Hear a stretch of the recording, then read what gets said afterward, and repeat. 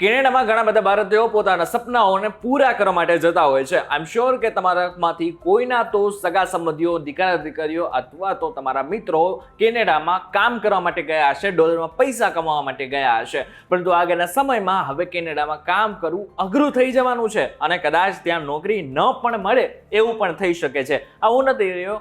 ત્યાંના PM Justin ટ્રુડોએ આ વાત કરી નાખી છે. નવા નિયમો આવી ગયા છે કે જેને કારણે આગળના સમયમાં ભારતીયોને નોકરી નહીં મળે. ત્યારે કયા છે નિયમો જાણીશું આજના વિડીયોમાં. Hello, ladies and gentlemen. This is your captain speaking. We'll be landing in the airport in just a few minutes. Hello guys, welcome to my YouTube videos and my name is Karan Charotia. Justin Trudeau એટલે કે કેનેડાના prime minister એમને એક નવા નિયમો બહાર પાડ્યા છે. આ નિયમો જે છે 26 સપ્ટેમ્બરથી લાગુ થઈ જશે અને જેટલા પણ વિદેશી કામદારો છે અને જે ખાસ કરીને અસ્થાયી કામદારો છે એમના માટે નિયમો લાગુ પડવામાં છે.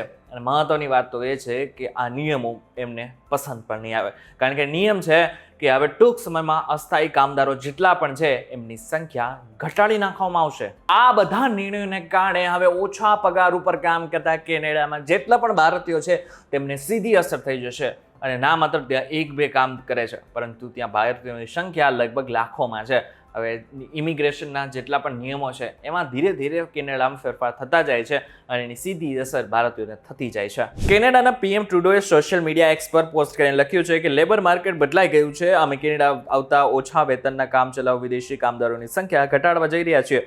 હવે અમારા વ્યવસાયો માટે કેનેડિયન કામદારો અને યુવાનોમાં રોકાણ કરવાનો સમય આવી ગયો છે. પણ એક મિનિટ, શા માટે થઈને પીએમ ટ્રુડોને આ બધા જ નિર્ણય લેવાની જરૂર પડી રહી છે? તો નિષ્ણાંતો માને તો આગળના સમયમાં હવે કેનેડાની પીએમની ચૂંટણી આવવાની છે.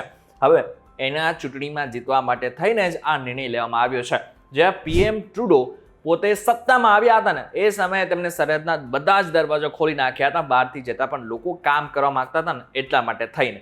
પરંતુ હવે એટલા બધા લોકો ત્યાં વધી ગયા છે કે ત્યાંના જેટલા પણ લોકલ કેનેડિયન છે એમને નોકરી નથી મળી રહી. એટલા માટે થઈને હવે એમને નોકરી અપાવવા માટે હવે જેટલા પણ વિદેશી કામદારો છે એમને બહાર કરવામાં આવશે. હવે જો નિષ્ણાંતોનું માનીએ તો નિષ્ણાંતોનું એવું કહેવું છે કે આ રાજનીતિનો ખેલ છે અને ચૂંટણી જીતવા માટેનો આ ખેલ છે. પરંતુ મહત્વની વાત તો એ છે કે જ્યારે કોરોનાનો સમય હતો ત્યારે પીએમ જસ્ટિન ટ્રુડોએ પોતાના સરહદના દરવાજા એટલા માટે ખોલી નાખ્યા હતા કારણ કે એ સમયે કેનેડામાં લેબર શોર્ટેજ હતી, જેને કારણે ત્યાં કોઈ કામ કરવા માટે તૈયાર નહોતું. પરંતુ હવે કારણ કે પોતાની સરહદ બંધ હોવાને કારણે વિદેશી લોકો આવી નહોતા શકતા અને કામ નહોતા કરી શકતા.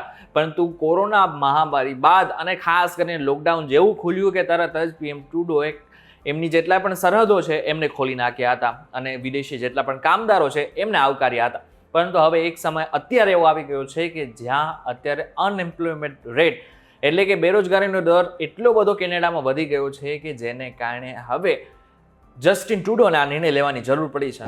હવે જે નવા નિયમો આવ્યા છે ને એની શરૂઆત 26 સપ્ટેમ્બરથી થવા જઈ રહી છે. અને આની સાથે સાથે મહત્વની વાત તો એ છે કે જેટલી પણ 2 વર્ષની કામદારોને છૂટ મળતી હતી ને એ હવે ઘટીને 1 વર્ષની થઈ જશે. એટલે કે 1 વર્ષ ઓછું કામ કરવા મળશે. મહત્વની વાત તો એ છે કે આને લઈને હવે ઘણા બધા ભારતીય કામદારો જેટલા પણ ત્યાં કામ કરી રહ્યા છે ને એઓએ પ્રોટેસ્ટ એટલે કે પોતાની માંગણીઓ જસ્ટિન ટ્રુડોની સામે રાખવાની શરૂઆત કરી દીધી છે. હવે તેઓની માંગણી સ્વીકારાય છે કે નહીં એ જોવાનું રહ્યું. પરંતુ આ બાબતને લઈને તમારું શું કહેવું છે? શું હવે હજી પણ તમે કેનેડામાં કામ કરવા માટે રાજી છો કે પછી તમે તમારા સગા સંબંધીઓને કોઈ સલાહ આપવા માંગો છો? તો અમને કોમેન્ટ કરીને ચોક્કસથી કહેજો. વિડીયો થકી જો તમને કોઈ ઇન્ફોર્મેશન મળી હોય તો વિડીયો લાઈક અને શેર જરૂરથી કરજો. તથા આવા જ ઇન્ફોર્મેટિવ વિડીયોઝ માટે VTV Gujarati.com સાથે જોડાયેલા રહેજો.